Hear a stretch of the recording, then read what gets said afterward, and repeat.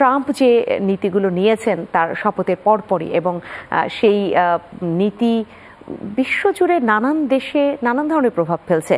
কোথাও বিরূপ প্রভাব যদি হয়ে থাকে, বাংলাদেশে কি সরাসরি এরকম কোনো বিরূপ প্রভাব পড়ছে কিনা, আর যদি সরাসরি নাও পড়ে, প্রত্যক্ষ না হলেও বলে না যে পরোক্ষভাবে কোনো প্রভাব পড়ছে কিনা? দুই তিনটা জায়গা বলি। ধন্যবাদ আপনাকে। প্রথম যে জায়গাটা, যেটাকে কেন্দ্র করে তিনি নির্বাচনী প্রচারণা চালিয়েছিলেন, সেটা হচ্ছে অবৈধ অভিবাসীদেরকে তিনি বের করে দেবেন। এটা ছিল তার নির্বাচনী প্রতিশ্রুতি, এবং তিনি প্রথম দিন এসেই এক্সিকিউটিভ অর্ডার যেগুলো সই করলেন, তার প্রথম দিককার এক্সিকিউটিভ অর্ডার হচ্ছে সব ইল্লিগাল, মানে অনিবন্ধিত, আমি বলে রাখছি, এটা তারা ইল্লিগাল বলে, এদিকে বের করে দেবেন। এখন এটা হলো, এতে করে যেটা হয়েছে ইতিমধ্যে আপনারা দেখেছেন, ভারত সহ বিভিন্ন দেশে, কলম্বিয়া, ভারত সহ অন্যান্য দেশগুলোতে কিন্তু তারা এই অবৈধ অভিবাসীদেরকে তারা সামরিক বিমানে করে পাঠিয়ে দিচ্ছে। এখন এখনো পর্যন্ত বাংলাদেশিরা এসে পৌঁছয়নি, কিন্তু এই প্রক্রিয়াটা যদি অব্যাহত থাকে, তাহলে ধরেন বাংলাদেশি ভাই বোনেরা যারা আছেন, কিছু আছেন যারা এখনো নিবন্ধিত হননি, তাদের জন্য কিন্তু একটা রিস্ক আছে। তবে এই মুহূর্ত পর্যন্ত আমরা সেরকম কোনো খবর পাইনি।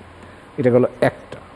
আরেকটা এই ইমিগ্রেশনের সাথে রিলেটেড, সেটা হচ্ছে তিনি ওই প্রথম দিনই সই করে দিয়েছেন এক্সিকিউটিভ অর্ডার, যে মার্কিন যুক্তরাষ্ট্রের জন্মসূত্রে নাগরিকত্ব পাওয়া যেত। আপনি ওখানে জন্মগ্রহণ করলেই, ডাজেন্ট ম্যাটার আপনি কোত্থেকে এসছেন, মার্কিন যুক্তরাষ্ট্রের মাটিতে জন্মগ্রহণ করলেই আপনি মার্কিন নাগরিকত্বটা পেতে পারতেন। তাদের চতুর্দশ সাংবিধানিক যে সংশোধনী, তাতে এটা সাংবিধানিকভাবে স্বীকৃত ছিল। ট্রাম্প সাহেব এসে যেটা করেছেন, তিনি এটা বন্ধ করে দিয়েছেন। কোর্ট সেটাকে আবার স্থগিত করার কথা বলছে, কিন্তু এখনও এই জায়গাটা একটা বড় অনিশ্চয়তার জায়গা আছে, এবং এতে করে অনেক মানুষ ক্ষতিগ্রস্ত হতে পারে। আমি একটা দৃষ্টান্ত দিই, শুধু ভারতেরই প্রায় 1 লাখের উপর মানুষ আছে যারা এই জন্মসূত্রে নাগরিকত্ব পাওয়ার প্রক্রিয়ায় ছিল। হ্যাঁ, তার অর্থ হচ্ছে এই প্রক্রিয়াতে, এদের প্রক্রিয়াটা থেমে গেছে। তা আমাদেরও ধরেন, এত ভারতের জনসংখ্যার তুলনায় আমরা কম, কিন্তু আমাদেরও কিছু মানুষ আছে যারা হয়তো এই প্রক্রিয়াতে ক্ষতিগ্রস্ত হয়ে যাবে। আরও একটা জায়গায় স্পষ্ট করে বলেননি, কিন্তু সম্ভাব্য আরেকটা ক্ষতির জায়গা হচ্ছে, আমাদের মতো দেশগুলো, সেটা ভারত বলেন, বাংলাদেশ বলেন, পাকিস্তান বলেন, মধ্যপ্রাচ্য বলেন, সারা পৃথিবীর লোকেরা চেইন মাইগ্রেশনের মাধ্যমে ওখানে যেত। চেইন মাইগ্রেশন মানে হচ্ছে, আমি ধরুন মার্কিন যুক্তরাষ্ট্রকে নাগরিকত্ব যদি পাই বা গ্রিন কার্ড পাই, তাহলে আমি আমার বাবা মা ভাই বোন সবাইকে আমি নিতে পারব। এতে করেও যেটা হতো যে একজন হলে একটা চেইনের মতো তার পুরো পরিবারকে নিতে পারতো। এই চেইন মাইগ্রেশনটার ব্যাপারেও কিন্তু তারা আটকাবার জন্য চেষ্টা করছে। তো আমাদের মতো দেশগুলোতে এই চেইন মাইগ্রেশনটা একটা বড় সূত্র ছিল মার্কিন যুক্তরাষ্ট্রে যাওয়ার জন্য।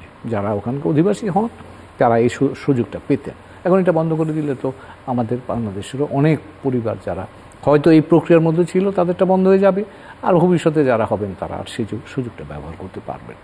তো ইমিগ্রেশন একটা জায়গায় যেখানে আমাদের জন্য বেশ, আমি বলবো যে ভালো রকমের একটা অনিশ্চয়তা আছে এখনো পর্যন্ত, এবং আমরা এখন এটাকে দুঃসংবাদ বলতে পারি না, কিন্তু অনিশ্চয়তা, আমাদের অনিশ্চয়তা আছে, এবং সেটা যে এর পেছনে যে রাজনীতিটা আছে, এখানে প্রশাসনিক সিদ্ধান্ত একটা, রাজনীতি একটা, এটা প্রচণ্ড শক্তিশালী মার্কিন যুক্তরাষ্ট্রে একটা রাজনৈতিক প্রক্রিয়া বিরাজমান।